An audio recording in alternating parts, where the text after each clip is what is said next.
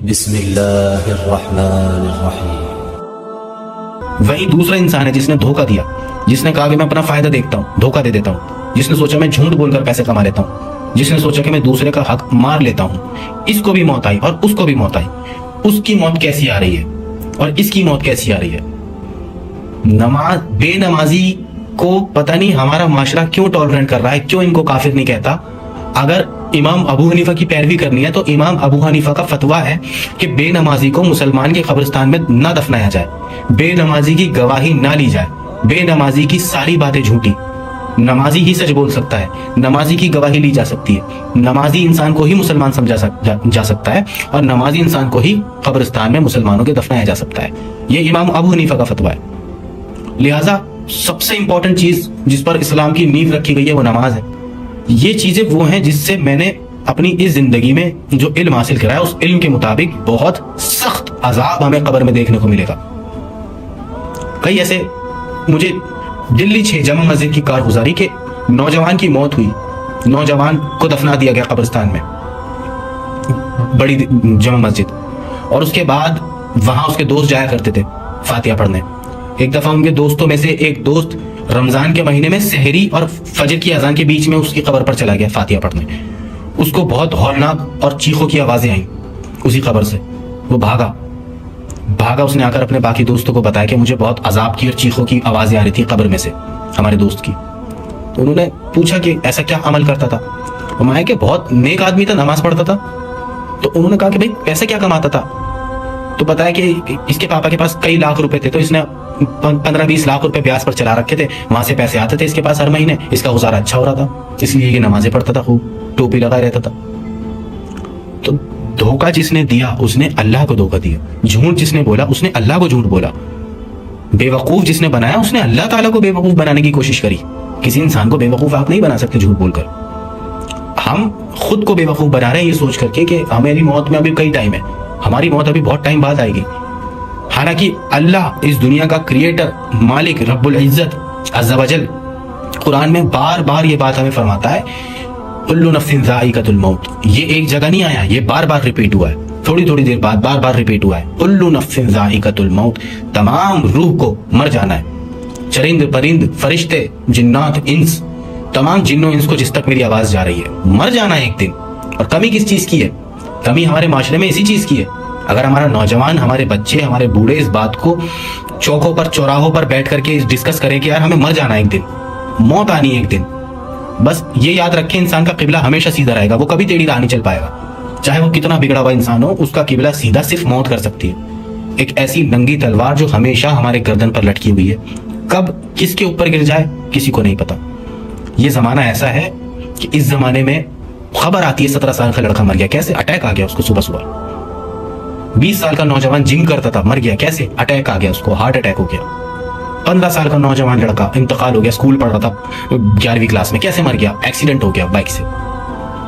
لہٰذا ایسے ماحول میں، ایسی دنیا میں، فنا ہو جانے والی، ختم، دی اینڈ، ایسی دنیا سے دل لگا کے اللہ تعالیٰ کو ناراض کرنا، کوئی بھی ایسا کام جس سے اللہ تعالیٰ ناراض ہوتا ہے، قبر میں اس کا حساب دینا ہے ہمیں۔ 2 ہی مرحلے ہیں انسان کے، یا تو انسان کامیابی کی موت مرے گا، جس موت میں فرشتے اس کے ہاتھ اور پاؤں اور کندھے دبا رہے ہوں گے اور آپ جناب سے بات کر رہے ہوں گے۔ ترمذی شریف کی حدیث ہے جس کو میں کل ہی پڑھ رہا تھا۔ اس حدیث میں واضح آتا ہے، اللہ کے رسول فرماتے ہیں، بڑی لمبی حدیث ہے، اللہ کے رسول فرماتے ہیں کہ جب ایک نیک شخص کی موت آتی ہے تو فرشتہ آ کر اس سے کہتا ہے کہ آپ کو اللہ رب العزت نے پکارا ہے، لہٰذا آپ ہمارے ساتھ چلیے۔ اور ان کو استقبال کیا جاتا ہے، پہلے آسمان پر، دوسرے آسمان پر ان کا استقبال ہوتا ہے، ویلکم کرتے ہیں، آئیے، خوشبوؤں کا ان کو چولا پہنایا جاتا ہے۔ اتنی عزت کے ساتھ، نرمی اور خوبصورتی کے ساتھ ان کی جان نکالی جاتی ہے اور ان کو قبر کے اندر سکون دیا جاتا ہے۔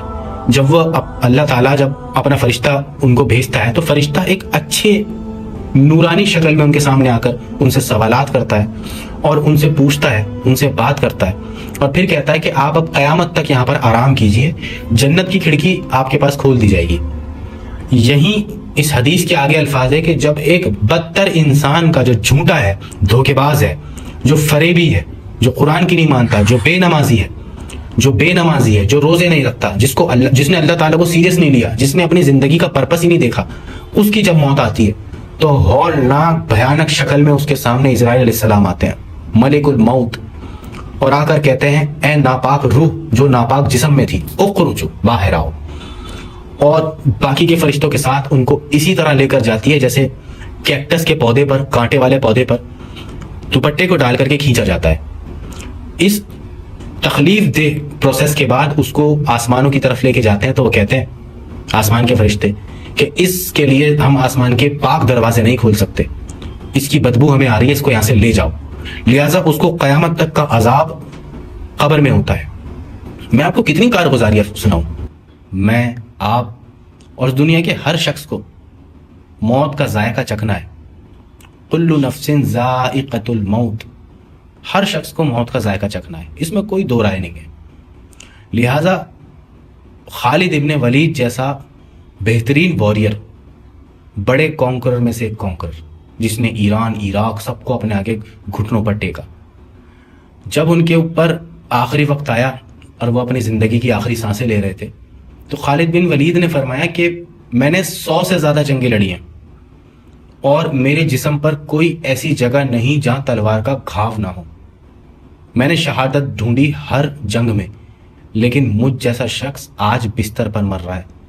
یہ بات سن کر بڑے بڑے لوگوں نے سوچا کہ واقعی میں موت زندگی کی حفاظت کرتی ہے. آپ نے ایک جملہ سنا ہوگا, مرتے مرتے بچ گیا, لیکن میں کہتا ہوں یہ کہاوت ہی غلط ہے. ہمیں کہنا چاہیے کہ بچتے بچتے مر گیا. کوئی کتنا ہی بچے, کتنا بچے گا, کتنا بچے گا. ایک انسان کی ایوریج لائف 60 سال کی مانی جاتی ہے, اور 60 سال کی لائف کے مقابلے جو آخرت کی لائف ہے اس کو یہ کہا جاتا ہے کہ وہ صرف 3 منٹ کی لائف بنتی ہے. حضرت علی کا قول ہے نہج البلاغہ کے اندر, حضرت علی فرماتے ہیں, مولا علی فرماتے ہیں کہ جیسے ایک انسان خواب دیکھتا ہے اور اس خواب کے پورا ہو جانے کے اوپر وہ کہتا ہے کہ اوہ وہ تو خواب تھا, اصل زندگی تو یہ ہے, اسی طرح انسان موت پر کہے گا کہ اوہ یہ کیا ہو گیا, اصلی زندگی تو یہ ہے, وہ تو ایک خواب تھا. بالکل جس دن آپ کی موت آئے گی, میری موت آئے گی, اس دن ہمیں یہ احساس ہوگا کہ وہ جو ہم جی رہے تھے وہ تو خواب تھا, وہ تو امتحان تھا. ہم دارالامتحان میں تھے, ہم دارالفانی میں تھے, وہ فنا ہو گئی زندگی. اصلی زندگی یہ ہے. اللہ کے رسول نے فرمایا کہ آخرت کی زندگی اور اس زندگی میں فرق یہ ہے کہ اگر تم اپنی انگلی کو سمندر کے اندر ڈبو تو جتنا پانی تمہاری انگلی میں لگے گا وہ پانی دنیا کی زندگی ہے, اور جو پانی سمندر کا پانی ہے لا تعداد, وہ پانی والی زندگی آخرت کی زندگی ہے. لہذا ہماری سب سے بڑی ہار یہ ہے کہ ہمیں ایک دن مر کر اللہ رب العزت کے آگے پیش ہونا ہے. اس سے کوئی نہیں بچ سکا. بڑے سے بڑے بادشاہ جو کہتے تھے کہ دلی, جو کہتے تھے کہ ہندوستان, جو کہتے تھے کہ دنیا امریکہ ہمارے کندھوں پر ہے, وہ بھی مٹی میں مٹی ہو گئے. انہیں بھی موت سے کوئی نہیں بچا سکا. کوئین الیزابیتھ, انگلینڈ کی کوئین, 100 سے زیادہ سال وہ کوئین رہی ہیں, ابھی مری ہیں, مر گئیں. کہاں گئیں؟ فنا ہو گئیں. کس کے آگے پیش ہوں؟ اللہ رب العزت کے آگے پیش ہوں. کیا جواب دیا؟ کیا کر کے آئے ہو؟ من ربو کا, من نبیو کا, من دینو کا. یہ قبر کے سوال ہے. حشر کے سوال اس سے بھی خطرناک ہے. بخاری میں آتا ہے 4 سوالوں کے جب تک آپ جواب نہیں دو گے آپ اپنی جگہ سے ہل بھی نہیں پاؤ گے. لہٰذا ہم نے سوچ بنا رکھی ہے اپنی کہ ہم اپنی موت کو بھولے بیٹھے ہیں. سب سے بڑی غلطی انسان کی یہ ہے, اور اسی سے ایک انسان گمراہی کی راہ پر چلنا شروع کرتا ہے. وہ یہ سمجھتا ہے کہ موت ابھی نہیں آئے گی, جب آئے گی تب کی تب دیکھیں گے. یہ سوچتے سوچتے کروڑوں لوگ اس دنیا سے مر چکے ہیں. یہ سوچ کر لوگوں نے جھوٹ, سود اور ہر طریقے کی دھوکہ دھڑی کرنی شروع کری. قرآن کا فرمان نہ ماننا شروع کرا, اللہ کو سیریس نہ لینا شروع کیا. اور اس دنیا میں اگر سب سے زیادہ امپورٹنٹ کوئی چیز ہے تو وہ ہے اللہ تعالیٰ کو سیریس لینا. جس نے اللہ تعالیٰ کو سیریس لیا اس کی موت بھی اتنی خوبصورتی سے آتی ہے کہ شاید وہ سجدوں میں, نماز میں یا رکوع میں مرتا ہے, اور اس کے جنازے میں ایسے لوگ ہوتے ہیں کہ فرماتے ہیں کہ واقعی میں ہم نے ایسا جنازہ نہیں دیکھا. اور برائی کرنے والا, اس کی بھی موت آنی ہے, اس نے بھی مر ہی جانا ہے. لیکن فرق یہ ہے کہ اس شخص نے ہمیشہ موت کو یاد رکھا, اس لیے نماز پڑھتا رہا, نیکی کرتا رہا, سچ بولتا رہا. اس نے سچ بول کر اپنا گھاٹا کیا. اس نے جھوٹ بول کر اپنا فائدہ نہیں کیا، اس نے دھوکہ دے کر اپنا فائدہ نہیں کیا، اس نے امانت داری دکھائی۔ اللہ تعالیٰ ہمیں کہنے سننے سے زیادہ عمل کی توفیق عطا فرمائے، دن رات ہمیں موت کو یاد رکھنے کی توفیق عطا فرمائے۔ سبحان ربک رب العزت عما یصفون وسلام علی المرسلین والحمد للہ رب العالمین۔